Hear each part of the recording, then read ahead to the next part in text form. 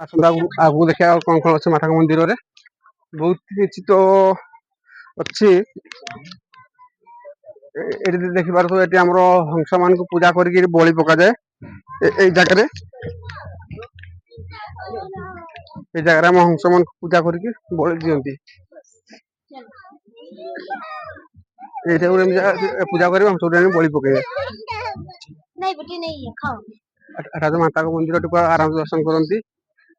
ଭୁଆରା ସବୁ ମାନେ ଭଲ ଅଛି, ଯାହା କିଛି ଜିନିଷ ଖୋଜିବେ ମିଳିଯିବ ଆପଣଙ୍କୁ। ଚାଲନ୍ତୁ ଆହୁରି ମାନେ ତଳେ ଭାଇ ଏମିତି ଜିନିଷ ଅଛି ଯୋଉଟାକୁ ମୁଁ ରେକର୍ଡିଂ କରିଲିନି, ଆସିଲା ବେଳକୁ ଜିନିଷ ଧରିଥିଲି ହାତରେ ରେକର୍ଡିଂ କରି ପାରିଲିନି। ବର୍ତ୍ତମାନ ଏବେ ରେକର୍ଡିଂ କରି ତଳକୁ ଓହ୍ଲେଇବା। ଭାଇ ପୁରା ଇଏ ହଉଛି ପୁରା ଆମ ପାହାଡ ଉପରେ। ଆପଣ ଦେଖି ପାରୁଥିବେ ପୁରା ବ୍ୟାକଗ୍ରାଉଣ୍ଡ ଦେଖିପାରୁଥିବେ ପୁରା ବ୍ୟାକଗ୍ରାଉଣ୍ଡ ଦେଖୁଥିବେ ପୁରା ପାହାଡ ଉପରେ ତଳ ଉପରୁ ଦେଖନ୍ତୁ ତଳୁ କେମିତି ଦେଖା ହଉଛି ଜାଗା ଉପରେ। ଦେଖୁଥିବେ ପୁରା କେମିତି ବ୍ୟାକଗ୍ରାଉଣ୍ଡ ପୁରା ପାହାଡ ଆମେ ଉପରେ ଅଛୁ, ପୁରା ବ୍ୟାକଗ୍ରାଉଣ୍ଡ ଦେଖା ହଉଛି ପୁରା ଏତିକି ଉପରେ ଅଛୁ ମାତାଙ୍କ ମନ୍ଦିର। ବାକି ଚଢିଲା ବେଳକୁ ଭାଇ ଟିକେ ହାୱା ଟାଇଟ ହେଇଗଲା। ଏପଟ ବି ଦେଖିପାରିବେ ପୁରା ସାଇଡ ପୁରା ଦୃଶ୍ୟ ଦେଖିପାରୁଥିବେ ପୁରା ପାହାଡ ପୁରା ଟପ ଉପରେ।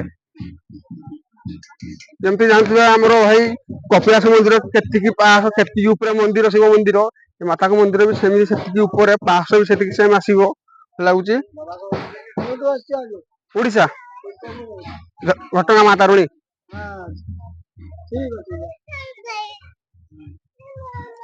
ସେଇ ମଉସା ପଚାରୁଛନ୍ତି ଆମେ କୋଉଠି ଆସୁଛୁ ବୋଲି, ଆଜ୍ଞା ମୁଁ ଓଡିଶା ମା ତାରିଣୀ ମନ୍ଦିର। ଆମକୁ ଗରିବରେ କହିବୁ ଘଟଗାଁ ମା ତାରିଣୀ ପୀଠ ଆମର। ଇଏ ପୁରା ବ୍ୟାକଗ୍ରାଉଣ୍ଡ ଇଏ ହଉଛି ମାତାଙ୍କ ପୀଠକୁ ବ୍ୟାକଗ୍ରାଉଣ୍ଡ। ପୁରା ଏଠି ପୁରା ପୂଜା ଦର୍ଶନ କରାଯାଏ ମାଙ୍କ ମନ୍ଦିର। ଏଠି ପୁରା ମାନେ ଏଠି ମୁଁ କେତେ ଜଣଙ୍କୁ ପଚାରିଲି ବି ଯୋଉଟା କି ମାନସିକ ରଖିଲେ ପୂରଣ ହୁଏ। କିଏ ଯଦି ନଡିଆ ବାନ୍ଧିକି ମାନସିକ ରଖିଲା ପୂରଣ ସେଟା ନିହାତି ହଉଛି। ସେଇ ଭାବରେ ମୁଁ ବି କିଛିଟା ମାନସିକ ରଖିକି ମୋର ମନ କିଛି ରଖିକି ମୁଁ ମାନସିକ ରଖି ଦେଇଛି। ମୁଁ ନଡିଆ ବାନ୍ଧିଛି ଦେଖିବା ସତ ହଉଛି କି ନାଇଁ ମାତାଙ୍କ ଆଖିରେ ମୋ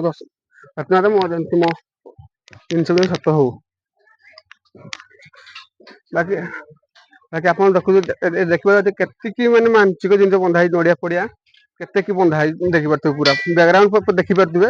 ମାନେ ଲୋକଙ୍କ ଏତିକି ଭରସା ଅଛି ମାତାଙ୍କ ଉପରେ ଏତିକି ଭରସା ଅଛି ମାନେ ମୁଁ ଆଉ କଣ କହିବି ଆପଣ ଦେଖିକି ବୁଝିପାରୁଥିବେ।